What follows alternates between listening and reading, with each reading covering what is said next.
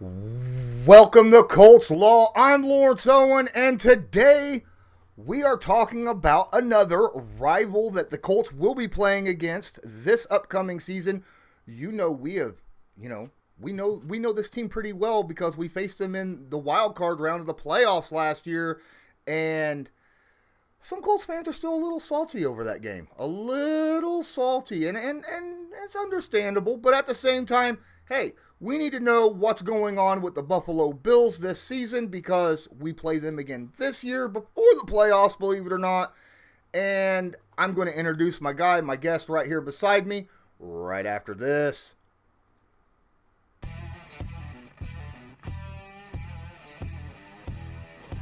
All right.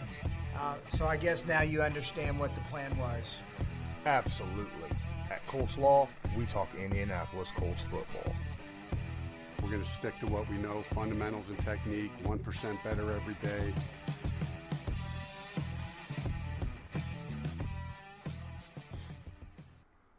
All right, here I am. I'm Lawrence Owen. As you know, I think I've got a Bills fan in the chat already. Welcome, Judge Mathis from Buffalo Fanatics. Why don't you introduce yourself a little bit, tell some people a little bit about yourself and where they can find you.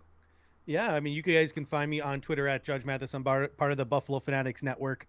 If you go search up Buffalo Fanatics on YouTube, me and my co-host Dave Tilton, we have a show every Monday and Thursday called the Air Raid Hour.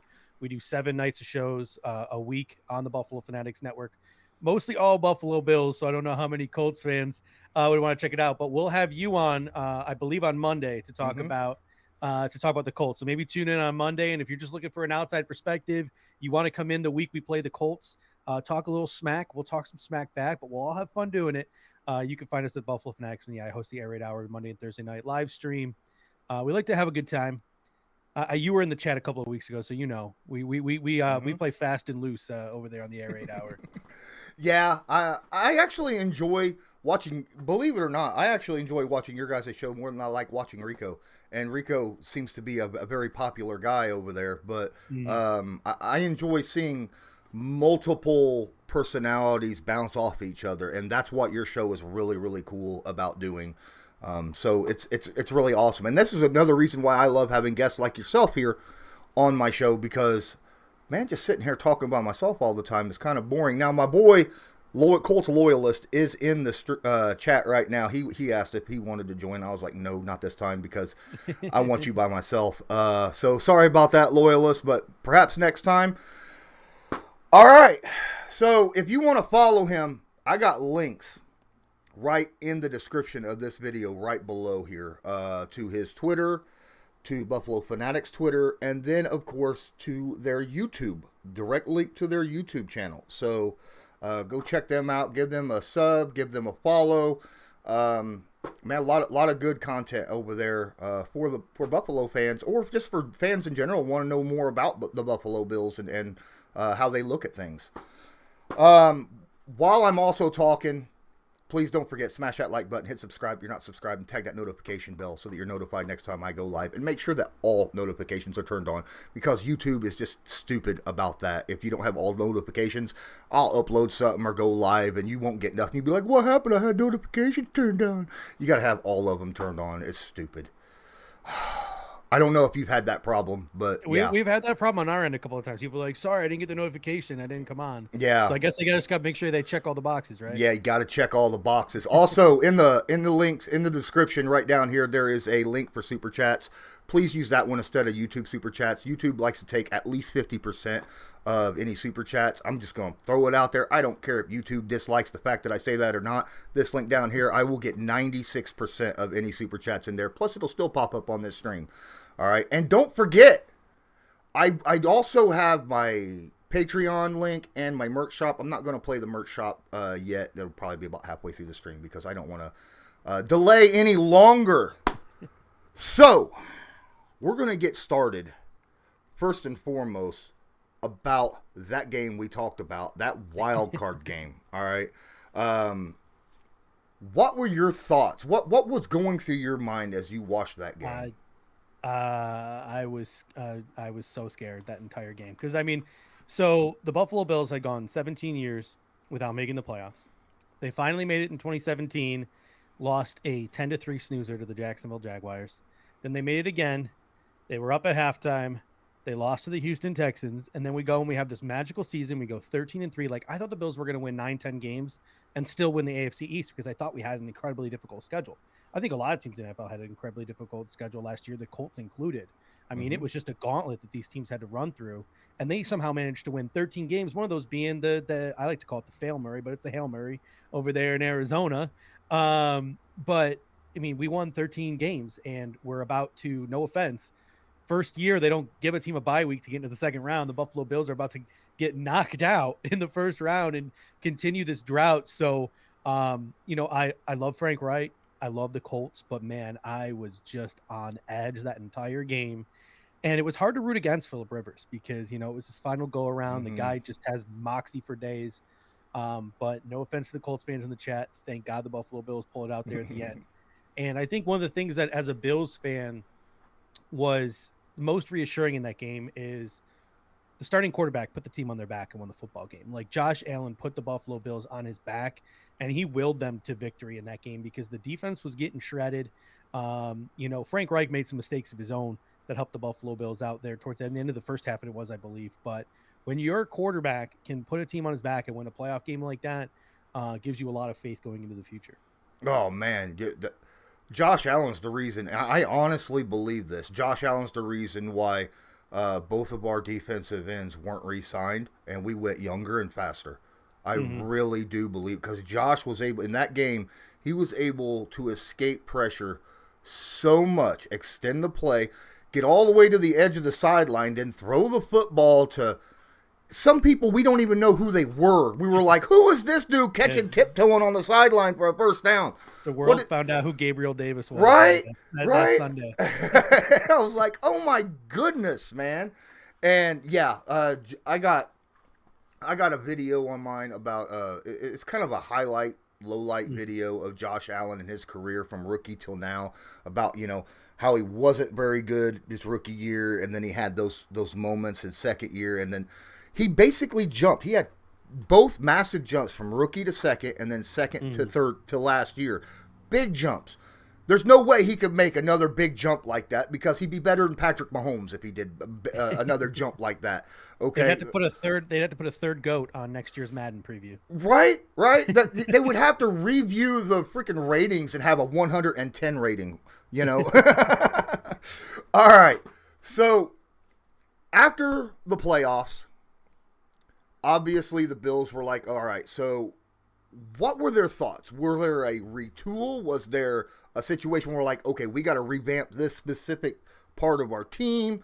What was it after the playoffs was over, going into this 2021 offseason, that you feel like the Bills looked at and thought, we need to address this now?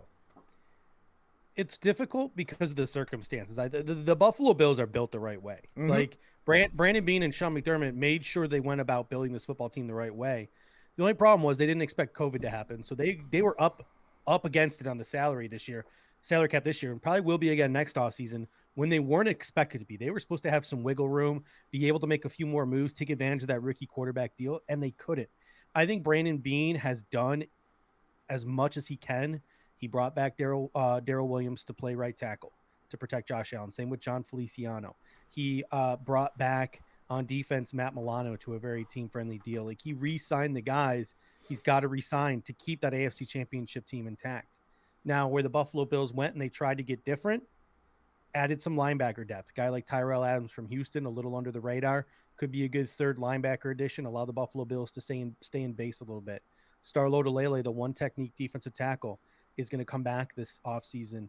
Is going to come back this season from being on the COVID. He opted out because of COVID. He's going to loosen up guys like Ed Oliver to play more 3 technique and to maybe disrupt the pass a little bit. They went out and they replaced John Brown with Emmanuel Sanders. A lot of people look at the Buffalo Bills receiving core last year and they're like, wow, it's really impressive. John Brown, Cole Beasley, Stephon Diggs, and then the rookie Gabe Davis, like those 4 guys. That's why Josh Allen was so good. John Brown was hurt most of the year. He played 42% of the snaps. So now you have a fully healthy Emmanuel Sanders to go to go along with Cole Beasley and Stephon Diggs. Those are three of the best route runners in football, along with Gabriel Davis, big slot. Isaiah Hodgins coming back off an injury last year, 6th-round pick. His advanced analytics in college in the red zone were incredible. Dawson Knox, another year. So what the Buffalo Bills did is they essentially just brought it all back, and then they made a few adjustments here or there. Matt Breida adds a little bit of speed. Jacob Hollister adds another tight end to help out on Dawson Knox. That offensive line gets healthier. The starting 5 offensive line was supposed to be Deion Dawkins, Cody Ford, Mitch Morse, John Feliciano, Darrell Williams. They never once started a game with that 5 offensive line at all during the season. So now they're hopefully healthy and back, and they've added some more depth. Guys like Forrest Lamp, drafted Spencer Brown. And then last but not least, they drafted 2 big dudes in the first 2 rounds, Gregory Rousseau and Boogie Basham. And I think the Buffalo Bills plan on defense, Brandon Beane has made this comment, it's about getting to the quarterback, and we need to get to the quarterback better. And it's sort of like that New York Giants defense back in the day with UC Umenyiora and Justin Tuck. Go get those big, lengthy guys, and even if you can't sack the quarterback, muddy the pocket, affect his vision, and then he can make some mistakes when throwing into the secondary. So the Buffalo Bills might not have maybe made all the changes they wanted to and really like loaded up like maybe like the Tampa Bay Buccaneers did when they got Tom Brady. But I think they've done enough to get over the hump if all those pieces can come together and gel together properly. So they didn't jump out and do a Bill Belichick Patriots thing for 2021 offseason. They didn't go out there and be like, all right, I'm going to buy this guy and this go. All right, I'm going to buy half of the free agency, and then the NFL can split the other half, right? Yeah. Or that's what Tampa did last year, right? I mean, oh yeah. So, no, I was noticing while I was watching the games in the playoffs, I was sitting there thinking, okay, there's 2 things that I think the Bills need to take care of. One is pass rush. I felt like that the Bills needed to find a way of getting a pass rush without having to blitz so often, right? That was a problem with Rivers. There just wasn't getting that pressure with it. Now, granted, the Colts got a good offensive line, and they play schemes to get rid of the football quick, but you still gotta get in there and get that effect on the quarterback, or even make just make chaos in the backfield, right? In one way or another.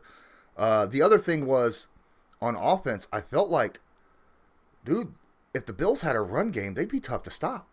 Yeah. That was the big, I was like, man, they need to go get themselves a real running back, Do you think that Breida is that guy?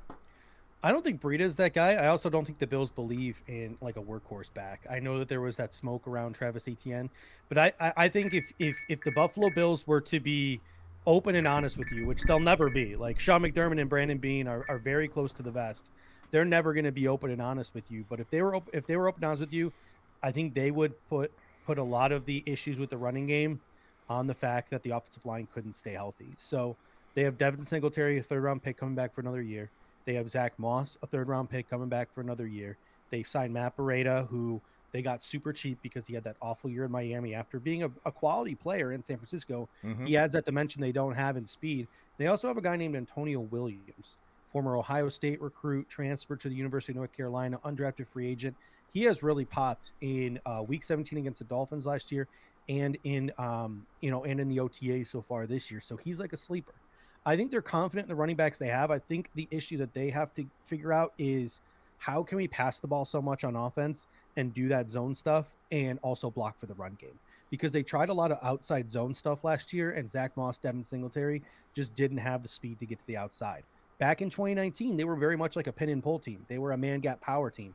They switched to that zone run in 2020, and it blew up in their face. So another year of comfortability in that zone running scheme, because I don't think they're going away from it. Making some adjustments to maybe do some more inside zone stuff as opposed to just outside zone stuff. I think you'll see the Buffalo Bills running game get better, because in 2019, Devin Singletary led the league in yards per carry average with Derrick Henry. So they Zach Moss was the Pac-12 player of the year. Like, they got the horses back there to be successful. I don't think the Bills ever want to invest too much in that position because they have to pay their quarterback soon, and probably because they're always going to want him to have some of those alpha weapons like Stephon Diggs. So I don't think you're going to see a 1,000-yard rusher on the Bills, but I think you're going to see that yards per carry go way up in 2021. Well, I mean, you got Josh Allen, who, yes, is also a running back. Yeah. He kind of, he moves very, very well. Very, very well. How much did the Bills utilize an RPO, and do you expect that to maybe with a zone scheme blocking? You would think that they would run an RPO with a guy with the talents of Josh Allen. They ran RPO every game. I mean, they were running RPO every single game. They were designing runs for Josh Allen more than I think the fans want to see, and hopefully that lessens this year. I'm more of a fan of when the play breaks down, Josh, go run. I'm not a big fan of or like if you see the coverage is a certain way, like they're playing man and you know all their backs are going to be turning to tuck it and run. I'm a big fan of that, Josh Allen. I'm not a big fan of like, let's run Josh Allen on a Jets, like on a sweep. Like I'm not a big fan of that. And we ran that a little bit too much last year, but RPOs were a big part of it last year. The issue was Josh Allen on RPOs. Josh Allen didn't trust his running backs. He was keeping the ball too much and trying to do it himself. So maybe that's one of the things that the Buffalo Bills have to work on is Josh Allen giving the ball up on those RPOs, because 9 times out of 10 on those RPOs, Josh Allen was keeping the football. Yeah, that is an issue on any team in any position, is being able to trust the guys around you, right? That's so important. In any position, whether you're an offensive lineman or a defensive back or a quarterback, you got to be able to trust the guys to make the play. You can't just sit there and think, well, I got to make this play because the guys around me can't do it, you know? And that's not a really good thing to have stuck in your head rolling around all the time, because, man, I love Josh Allen. I think he's absolutely fantastic. But if he's going to keep the ball all the time and run, I mean, sooner or later, he's going to take a bad hit, you know? And no one wants to see anything like that happen. And that probably has a lot to do with why the Buffalo Bills brought in Mitch Trubisky this offseason, is the Buffalo Bills know how good their football team is. I mean, if you look at their depth chart, they're not the greatest at every position, but they're too deep at almost every single position. I mean, we're talking about, you know, we're discussing on our show today the defensive line. You know, historically, Sean McDermott has kept 8-9 defensive linemen. There are 12 NFL caliber defensive linemen on the Buffalo Bills roster. Same with offensive line. There are like 11, 12 NFL caliber guys or guys with starting experience along that offensive line. The receiving core is stacked. The running back room is deep, even if they're not the greatest in the world. The Buffalo Bills understand just how good this roster is and just how good this football team is. And if Josh Allen takes that one shot, we had this conversation on our show a few weeks back. The Bills roster currently, if Josh Allen didn't exist and Mitch Trubisky was the starting quarterback heading into the season, they're still a fringe playoff team. Like, they're still a team where we're talking about, like, can this team make the playoffs? Like, they probably still win the AFC East last year, or at least compete with the Miami Dolphins. So, you know, even with their backup quarterback, which is not something you could say with when we had Matt Barkley back in the day, or, you know, previous to that. So the Buffalo Bills definitely brought in Mitch Trubisky on that sort of help rebuild your career type of deal that Jameis got in New Orleans, with that thought in mind, is if Josh Allen takes that one wrong shot, we need that guy who can still take us to the playoffs and still help us do what we want to do. So you mentioned earlier about free agency and picking up some guys. In my opinion, you named off a guy who was one of my favorite tight end free agents, which was Jacob Hollister, right? And a lot of people don't look at Hollister and go, well, why would he be one of you? He reminds me of a Colt, Jack Doyle. A very, very similar type guy, a guy who can block, a guy who can get out and make a catch on play, but he's also one of those guys who knows how to be a security blanket for a quarterback, right? A guy who knows that, you know, he looks back, he gets that feel, knows the quarterback is under pressure, he finds an open spot on the field right in front of the quarterback to get that football to. He wasn't highlighted as much as I liked in Seattle, because Russell was always looking downfield rather than just going and hitting that first down. But do you think Hollister has any kind of impact on this team? You know, we had this conversation before on our show as well. I wouldn't be surprised if Dawson Knox doesn't step up and start to meet his potential, and he continues to have the dropsies again in 2021 like he's had in 2019 and 2020. I wouldn't be surprised if Jacob Hollister finished the year as the tight end number one, because Josh Allen isn't afraid to dump the football off. Like, people want to give Josh Allen a hard time for playing hero ball, but ever since Cole Beasley came to town, Josh Allen has really worked on his underneath game. His completion percentage is really good, and he understands how to hit those guys underneath. And he's not, you know, overthrowing them or underthrowing them. Like, he hits those guys where he needs to hit them most of the time. And he has that relationship with Jacob Hollister because they both went to Wyoming together and played together at the University of Wyoming. So they already have sort of a chemistry and a connection from being roommates in college. So I think Jacob Hollister is being slept on. I think the reason why a lot of people sleep on him is because Dawson Knox is very much that sort of how do they label those tight ends? The F tight end, the move tight end, the guy who like catches the underneath stuff and then he gets the yards after catch, that kind of guy. I think what the Buffalo Bills fans were looking for was kind of like Jack Doyle, a guy who's like 6'7". They wanted that linear guy who could work the seam. I don't know if Jacob Hollister is that guy. The guy that could play off of a Dawson Knox, but he certainly is, I think, similar to Dawson Knox in that skill set and can be super effective, especially if Dawson Knox doesn't step up. So after free agency, the draft starts rolling up, and I'm sure you had a draft stream while you were sitting there watching, because I mean everybody did. Oh, we were live for the whole draft. I figured that was a rough one too. I mean, good Lord. But anyhow. Who were you hoping, not necessarily player-wise, but position-wise, that the Bills would draft, and did they go that direction? Oh gosh, I wanted a big nickel, like a bigger secondary, bigger player in the secondary. Jeremiah Owusu-Koramoah was the name that stood out to me. I was also a big fan, even though he's opposite of what I just said, like a bigger guy. I was a huge fan of Asante Samuel Jr., who ended up going in the second round. I was also really high on Joe Tryon from the University of Washington, who went a pick later to the Tampa Bay Buccaneers. But the Buffalo Bills ended up going with a guy that I did not think that they were going to draft. I did not think they were going to go for a guy who skipped an entire year of football. I did not think they were going to go for a guy who didn't have the greatest pro day, and that is Gregory Rousseau. But I mentioned previously, between that pick and Carlos Basham, it seems like the Bills are moving in a direction where, because Sean McDermott doesn't like to blitz. Like you mentioned how he blitzed a ton against the Colts. That's not in his nature. His nature is to get a pass rush with 4 or 5 guys and drop everyone else back into his zone and try to force turnovers. That's what he did so well in 2017, and that's why the Buffalo Bills snuck their way into the playoffs in 2017. So guys like Gregory Rousseau, guys like Carlos Basham, you're already seeing it in OTAs. Josh Allen has had 2 tip balls taken back for interceptions these OTA sessions. And I'm hearing the word tip ball during OTAs more than I've ever heard or seen the word tip ball in tweets in terms of what the reporters who are at the Buffalo Bills OTA sessions are reporting. Tip ball, tip ball, tip ball, tip. Like you're seeing it in every single scout, in every single report from practice. The Buffalo Bills were looking for length. They're looking for guys who, even if they can't get to that quarterback and bring him down, sack him, it's going to be tough to throw the ball over top of a guy like Greg Rousseau when he's jumping up, or it's going to be tough to throw a ball over a guy like Boogie Basham. And if those guys can't get to the quarterback, like I said, they can use their length to their advantage, make it harder for the quarterback to see, tip those balls, and do things of those natures. So I think that's the direction the Buffalo Bills were going with Rousseau, and then again with Boogie Basham. Yeah, it was kind of a shocker that guys like Jerry Hughes wasn't getting to the quarterback as much as what we were used to seeing. This is going to sound like a conspiracy theorist, but Jerry Hughes doesn't have the greatest relationship with referees, and I think he, more than any player in the world, doesn't get holding calls. He does not get holding calls. I can't tell you how many times. And again, this is a Bills fan talking, so I could be complete bullshit. Like, you can go back and watch the tape, and maybe you can agree or disagree with me, but man gets held a ton, and it doesn't get called. And he's also really like the sole focus point. So last year they had no 1 tech in star. They were playing Ed Oliver and Quentin Jefferson, 2 like 3 techs.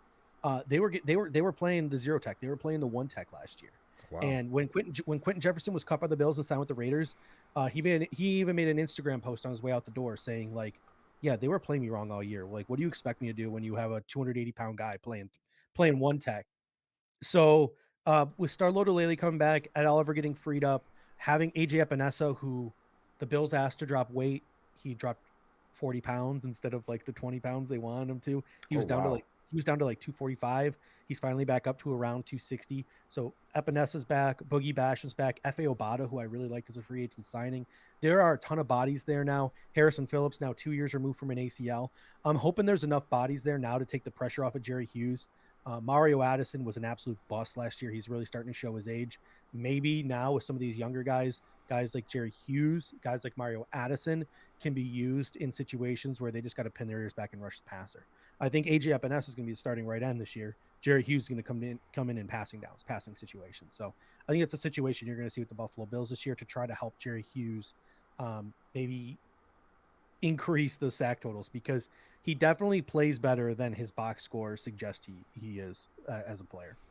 So you were mentioning about, reports coming out of OTAs and stuff. And personally, I take reports out of OTAs with a grain of salt anymore, right? Because there's been OTA and training camp heroes that light up everything, and then they just don't show up in preseason and end up getting cut or something like that. But obviously, I mean, your high end draft picks ain't getting cut.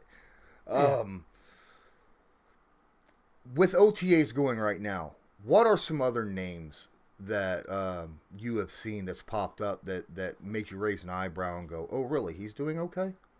Yeah. So when you look at the Buffalo Bills, I mentioned Antonio Williams, the running back, earlier. He's a guy who could surprise some people and make the football team. Sean McDermott and Brandon Beane very much believe in competition. So if he's the best running back, they're gonna throw him out there. At wide receiver, Isaiah Hodgins, that 6th-round pick from Oregon State last year, a guy who probably would have been drafted higher if not for COVID. He's putting up a really strong camp, 6'3", 210. He's been playing the X and the Z receiver. And people are like, well, his 40 time wasn't great, but one of the players actually posted the thing the Buffalo Bills are doing. I think a lot of NFL teams are doing that as well. They're strapping those players with like all the biometric stuff, and they're timing them, not based on like their 40, but like what's their actual play speed, and their miles per houring them. And you saw like Isaiah McKenzie, who was one of the fastest guys on the team. Isaiah Hodgins and Gabe Davis, the 2 wide receivers, were ahead of him in terms of miles per hour during practice, like their peak miles per hour. So a guy like Isaiah Hodgins, who many assume might just be like a slot guy in the National Football League, like an Alan Lazard big slot, he's getting run at X and Z receiver because he's showing that speed despite his bigger size. So Antonio Williams, Isaiah Hodgins, Dane Jackson in the secondary. He's a guy, 7th-round pick. Him and Hodgins, 6th and 7th-round picks last year. Both guys would have gone higher if not for COVID, and they would have had a chance to meet with teams and all that stuff. Dane Jackson could end up being the CB2 by the end of training camp. Works out with Aaron Donald because they're both University of Pitt guys. Aaron Donald says that Dane Jackson pushes him during offseason workouts. Like, he's saying that about a 5'10", 195-pound quarter, or a 6 foot, 195-pound cornerback. So Bills fans have really high hopes for a guy like Dane Jackson as well. So those 3 would be the biggest. You might even throw like a guy like Tyrell Adams in there as a linebacker if Buffalo is looking to get back into those 4-3 formations. Bills fans are pretty sick of AJ Klein. Okay. All right, guys. If you're watching this, please don't forget to smash that like button, hit subscribe if you're not subscribed, and tag that notification bell. Make sure all notifications are turned on. I will be getting to the live chat in just a moment. We're at that half-hour mark. If you're watching this and you have social media, whether it be Twitter, Instagram, but you're part of a blog or something of that nature, I don't care, Reddit, do me a favor and share this out, because personally, exposure is the biggest thing for us content providers, and the guys that can do that the best are you, and we really appreciate everything you can do. Don't forget, check out my merch shop. Link is in the description. Make sure to check out the Colts Law merch shop. The link is in the description of this video. There are a ton of high quality, reasonably priced items there that you can choose from. And all you got to do is just click one button and you can go and check out all these great merchandise items. Now, I understand that there's a lot of my regular guys aren't here right now. And that is because I generally start at 6 instead of 5, but we had to do a little bit hour early because you have stuff you need to get done. We're going to get to the chat, though. Please drop any questions that you might have about the Buffalo Bills in the chat right now, and we'll see if we can't get to them. I want to thank Loyalist and Alpha Wolf for being here. Randy Hardman, I assume that's your man. Randy. Yeah, I finally got YouTube pulled up. I saw it was Randy in there. Yeah. He's a regular over in our comment section. We bring him on sometime too. Loves to talk college football, so he's one of us, man. He's one of us. That's awesome. I'm glad to have you. Glad to have you here, Randy. L.A. Rams, what's up?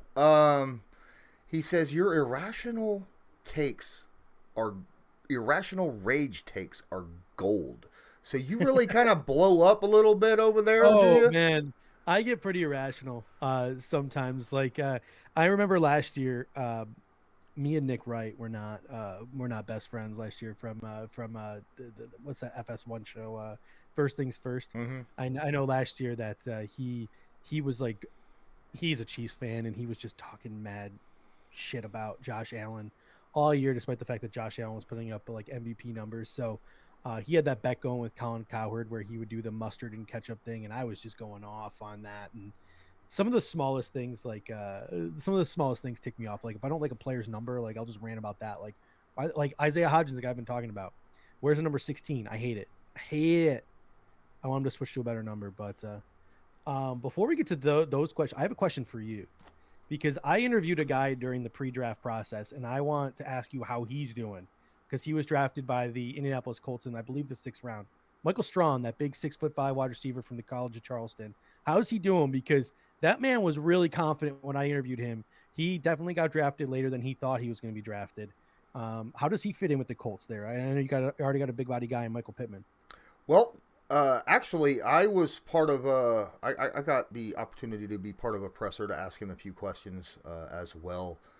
And, man, kid's really good with answering questions and on being on the spot. I will give him that. But I'm hearing a lot of good stuff. Now, the Colts currently are on their break. The Colts did something a little bit odd.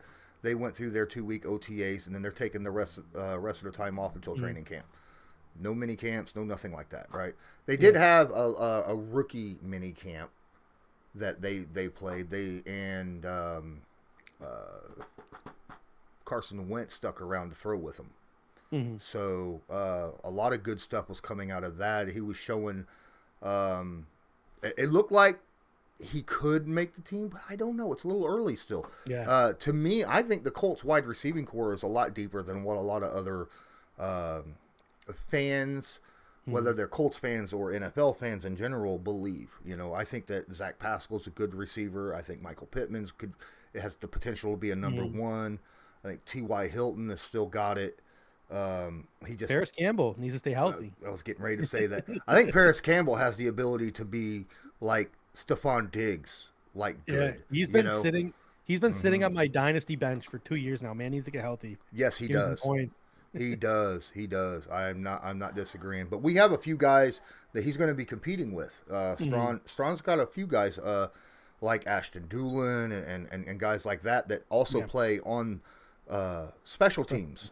Yeah, and that's what your number 5, 6, 7 wide receiver, if you go down that deep, is going to end up having is that special teams ability. So he's going to have to show something on special teams, I think, in order to make the roster. But I believe he will. I believe he will, because he's going out there and doing everything that the coaches are asking him to do, and he's doing it to the best of his ability. And from what I can tell, he's asking the right questions, and that's always very, very important when you're in your preseason kind of form.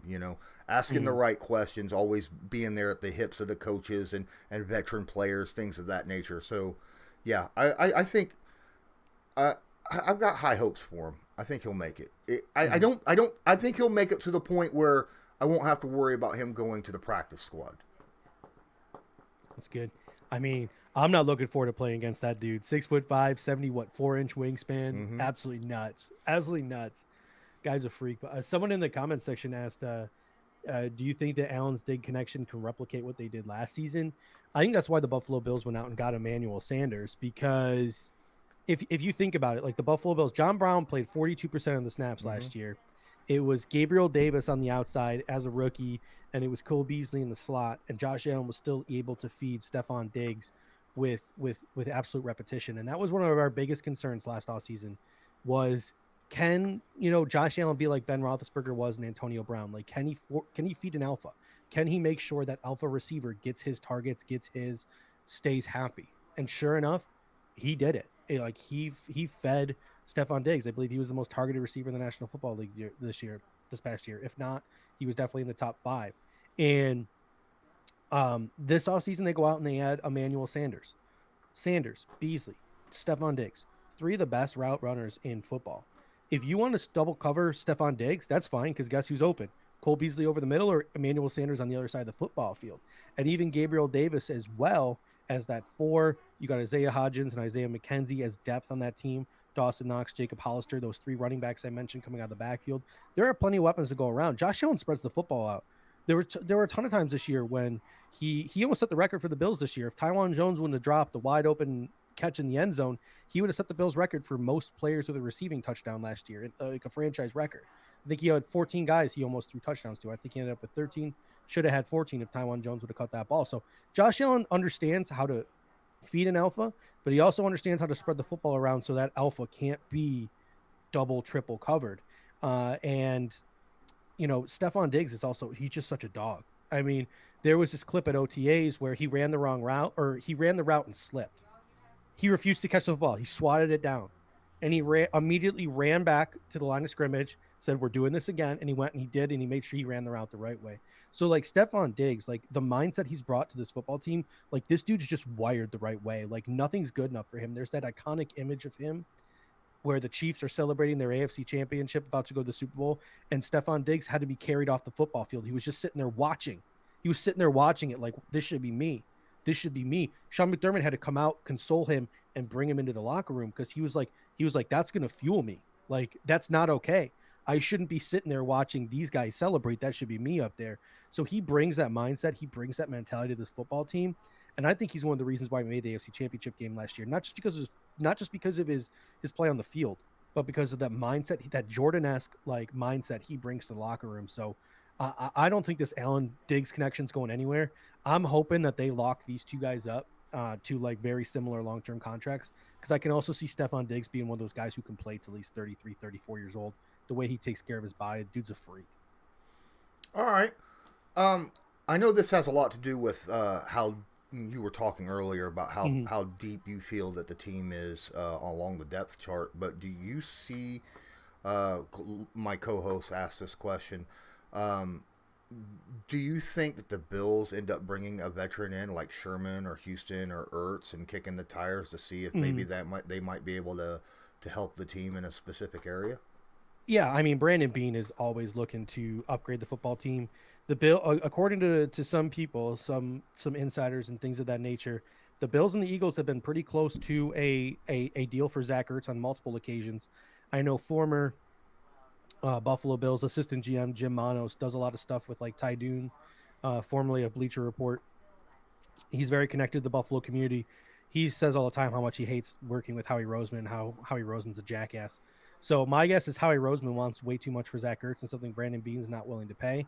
But it's clear the Buffalo Bills want to address that tight end position in some way, shape, or form. In the 5th round of the draft, they were really interested in Luke Farrell before the Jacksonville Jaguars took him too. So tight end, CB2, and interior offensive line are the 3 positions I think the Buffalo Bills are weakest at. There's an open competition between Forrest Lamp, Cody Ford, John Feliciano, Ike Butker, Ryan Bates, Jack Anderson, the rookie, for the interior offensive line, the guard spots, to sort of cushion Mitch Morse. Tight end, Dawson Knox is put up or shut up for him.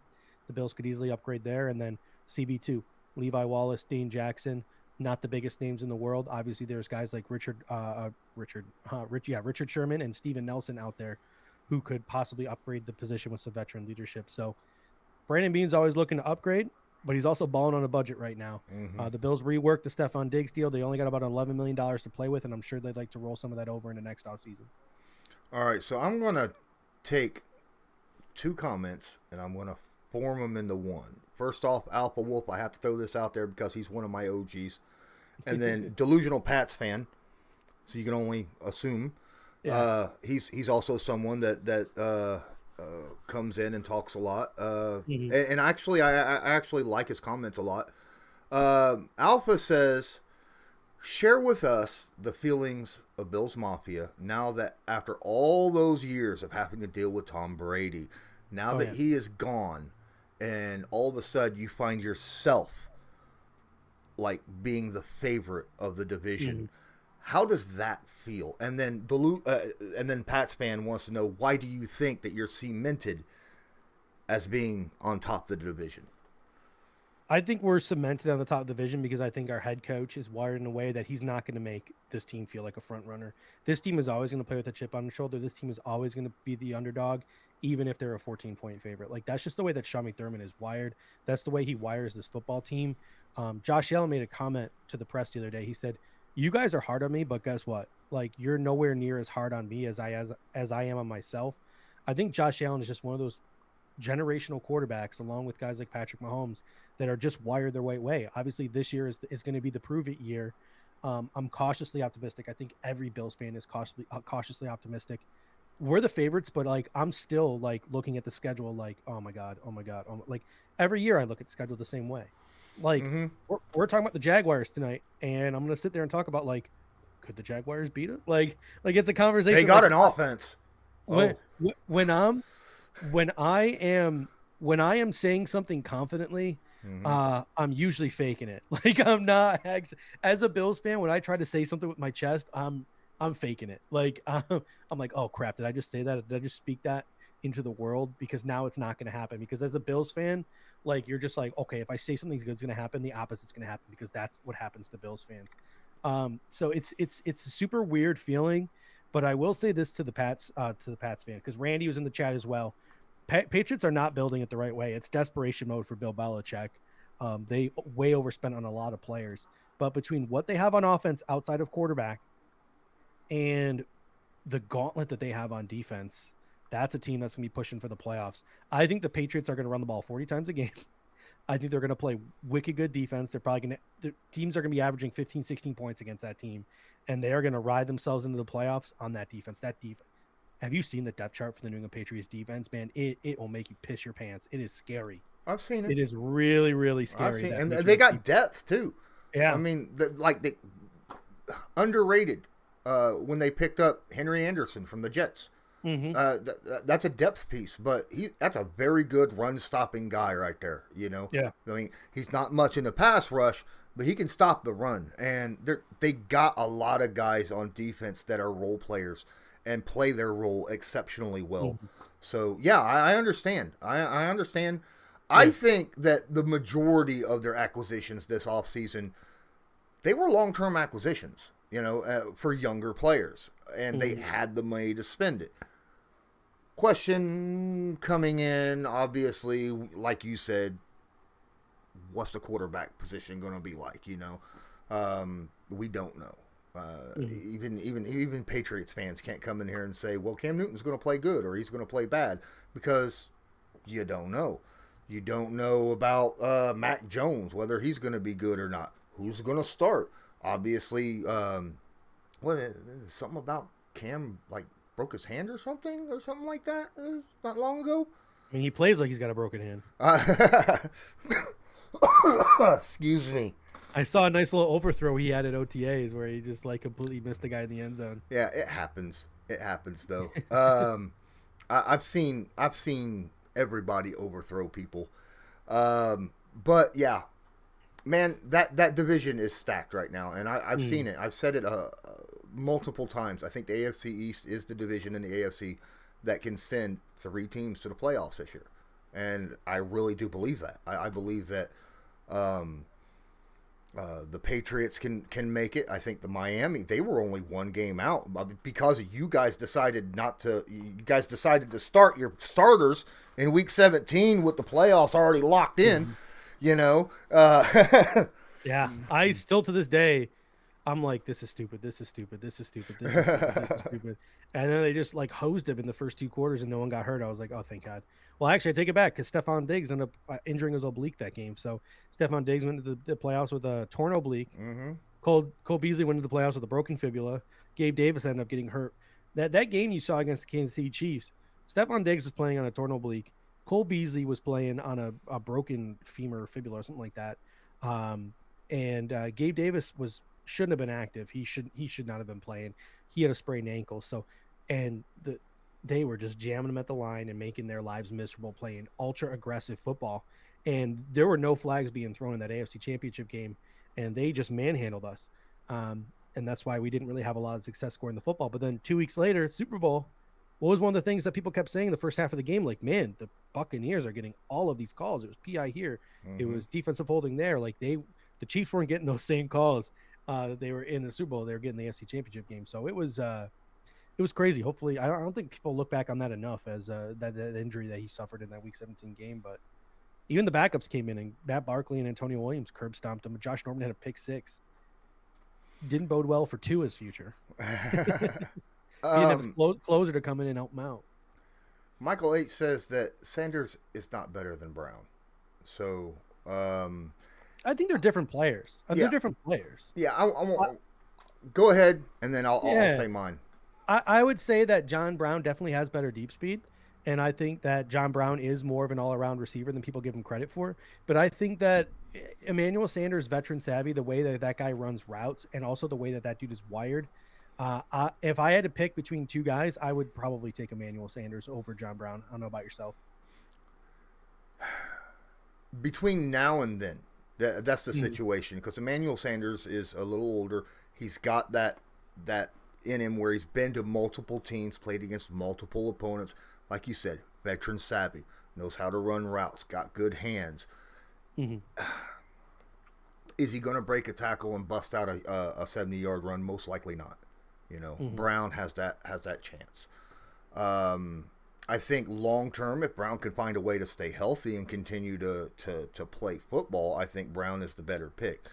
Yeah. Obviously, long term, because I don't know how much longer Sanders is going to be playing. The issue that John Brown has in Oakland now is Derek Carr is his quarterback, and Derek Carr has no offensive line. Like, they gutted that offensive line there in Oakland. So, good luck, Smoke. I wish him nothing but the best replacing Nelson Aguilar there. But I don't know if that's the best situation for him there in Oakland. Yeah. Or Las Vegas, I should say. I still say Oakland too. or LA, or whatever. I do that all the time. Hey, here's a question. What's your favorite Bills logo? Oh, Standing Buffalo. The one right here on my. Okay. The Standing Buffalo. I'm always a fan of like the retros and the throwbacks. Like some of these new age modern uniforms, I don't know, maybe like it's just like maybe it's like the inner baby boomer in me. Like I'm just like I was born a couple of decades too late. I don't like any of that. Like the Seahawks, that jersey can get like toss it in the garbage, light it on fire. I hate that kind of stuff. I love it when teams bust out the throwbacks, as long as they don't try to recreate like those 1920s and 30s uniforms, like the Bears or the Eagles or the Broncos or the Steelers try to do. It just looks stupid. But I mean, nothing beats the Buffalo Bills like throwback unis, like the all white with the Standing Buffalo. Yeah, I just love that gear, and I love this color scheme right here with this red and this blue. Give me a zip up with this, give me a polo with this all day, and I'm wearing it. Well, looks like my Patriots fans have jumped in the chat, and them and your boy are going at it left and right. Just remember to keep it nice. We're all professionals here, right? I mean, come on. Let's not. I don't want to see any bad words and stuff. I got kids that watch my channel, ladies and gentlemen.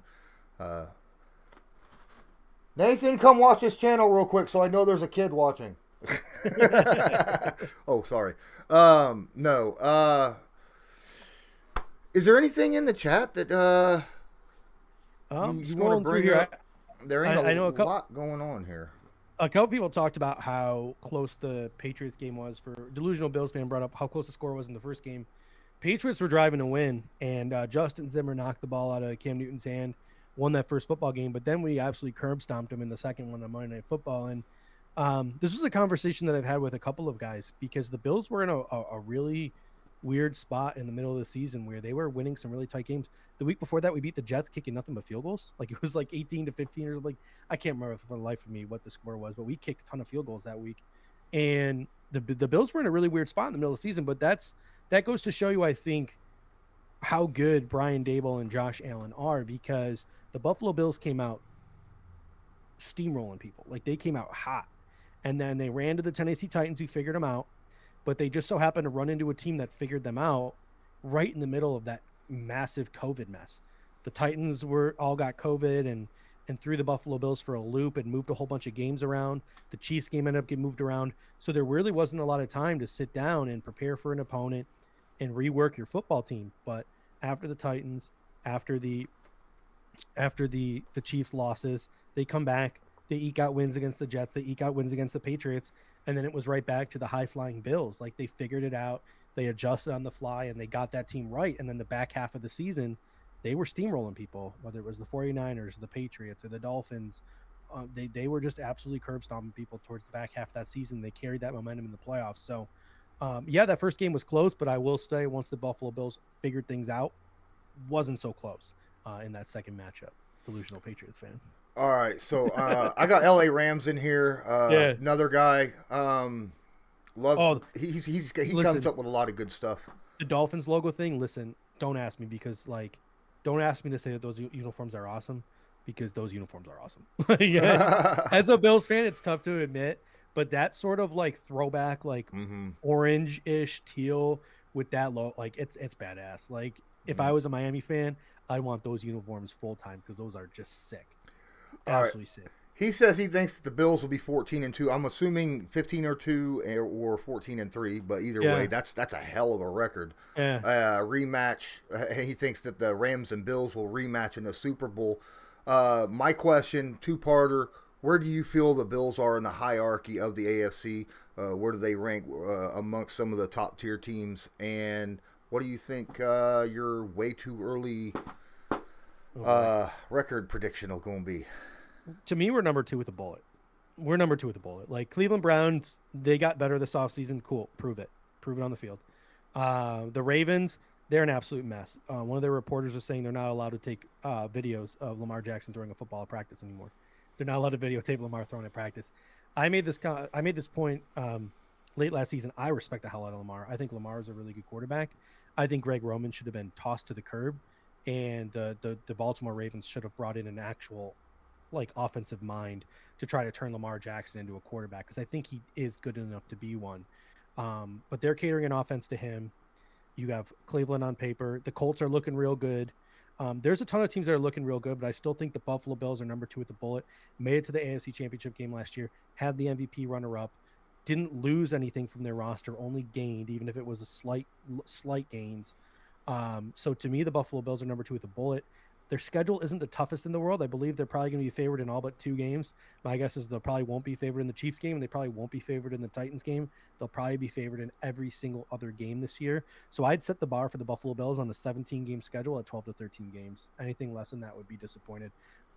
Obviously, you never know what happens with injuries. Any given Sunday, that Washington team scares the hell out of me with their defense. Like, there are trap games. The Jaguars could be a trap game. You can lose a few games here or there in the National Football League. It's not going to kill you. So 12, 13 games to me is the bar for the Buffalo Bills. I'm not going to sit here and go game by game and do anything like that. But 12, 13 games would be, I know that's not what you were asking me, but some people ask that. They're like, let's go game by game and make a prediction. It's like, no, it's stupid, because I did a stream like that once already. I'm done with. You want to know how I reacted to that? Go check out the stream that did that, because I'm not going to go through that again. See, I got the same thing. I got the Colts going, about 11 wins. And the reason is there's going to be games where they should have won that they lost. Period. And that happens with every team in the NFL. Every team is going to go up against another team, most likely, usually, and it's going to be like the Colts lost week 1 to the Jaguars last year. The only win the Jaguars had the entire season, the Colts lost to. Shouldn't have happened, but it did, right? We beat the Jets last year, I think. And this might have I might be getting my years mixed up, but I think we lost to the Jets because they just didn't sign a kicker. They had no kicker. Their kicker stunk, and he just missed a whole bunch of field goals. That might have been 2 years ago, but there are some games where you win where you had no business winning football games. But we talk about these schedules and stuff like crazy. Levi Wallace, one of the Bills corners, sat down with Zebot, one of our other hosts. He hosts on Wednesday night. They did a nice little press junket with Western, because they're all sponsored by a local automobile dealership. And he said, what are you guys thinking about? And he's like, the Pittsburgh Steelers, because that's our week 1 opponent. And he's like, oh, well, what do you think about what's after the schedule? He goes, dude, I couldn't tell you who we're playing week 2. He can't tell you who we're playing week 2. The guy plays on the Buffalo Bills. The roster has been, or the schedule has been released. He can't tell you who they're playing week 2. Not because he's aloof, just because like his focus is on the Pittsburgh Steelers. When the Pittsburgh Steelers game is over, then he'll figure out who they're playing next and he'll worry about it. So like he made the comment, like, the players don't care about this stuff the way that the fans do. Like, we're focused on whoever we're playing, and then we're focused on whoever we play next. Like, it's the job of the advanced scouts to figure out the upcoming opponents. He's like, the Monday or the Tuesday when I come in after that Sunday game, that's when I worry about who we're playing next. Absolutely. Actually, I believe that as well. I've noticed, man, when we played, I don't know if you played high school or college, but I did, and we didn't look ahead. We knew kind of, due to regional, that yes, we're going to play this team at some point, or this team at some point, but we didn't know when exactly. We knew who we were playing next because the coach is like, stay focused. Because you put too much energy thinking about something else, you're not putting enough focus on the game here, and that could be a reason why you screw up on one play and we lose a game. So that's why players are so locked in on the next game, and that's sad that last year, I think I have a Ravens fan in here as well. Last year, they asked Harbaugh if there was a game that he had circled on the calendar, and he immediately said the Titans. And I'm like, why would you say that? Why? I understand because you lost to them in the playoffs, but you don't say that because now you got the rest of the team thinking, oh, we got to be worried about the Titans and when are they playing, blah, blah, blah. Be focused on the game ahead. That's the most important thing. And that's why I really like the way Sean McDermott has this team wired. Like, it's not a joke when I say that the Buffalo Bills and the culture that Sean McDermott has brought here is top notch. Like, legitimately, like, every single player in that Bills locker room that was on the team last year, the Chiefs curb stomped you in the regular season, and you were up 9-0, and then they curb stomped you in the playoffs. Like, if you're a Bills player, that's the game that you would have circled on the schedule. Prime time, Mahomes versus Allen. Redemption, get to prove to the league that we're not number 2, we're number 1. Sean McDermott's not going to let them think like that. Sean McDermott's not going to let them focus on the Kansas City Chiefs and think about the Kansas City Chiefs. He's going to have them ready for the Pittsburgh Steelers and then whoever they play after the Pittsburgh Steelers. It's not going to be about the Chiefs until Chiefs week gets there. All right, guys. It's been an hour. I got to let the man go because he's got to prepare to do his own stuff. So I want to thank everybody here. Please smash that like button. Hit subscribe if you're not subscribed. Tag that notification bell. Make sure all notifications turned on. Check out down in the description of the video. There's a bunch of links in there, including places you could find him. And we're going to finish off by you going ahead and taking another moment at the end for those that joined after you did your intro earlier. Let them know a little bit about you and where they can find you. Yeah, you can find my personal Twitter right here at Judge Mathis. Twitter is both the reason, is both my therapist and the reason why I need a therapist. I like to tell people I'm on it way too often, so you can catch me there. And then I do a show every Monday and Thursday nights on the Buffalo Fanatics called the Air Raid Hour with my co-host Dave Tilton. It's a live stream. We usually go about an hour and a half. We get our takes in early, and then we take a Q&A in the back half of the show. It's a good time. We don't take ourselves too seriously. And you'll be joining us on Monday to talk about the Colts. So for any of you Colts people in the chat, check us out on Monday. Lawrence will be there with us chatting up the Indianapolis Colts. And I'm looking forward to hearing about Carson Wentz because I think that this could be the redemption tour with him and Frank Reich reuniting there in Indy. Yeah, we'll get to that when I join because that's a long conversation, my guy. All right, everybody, thanks so much. And until next time, have a good one.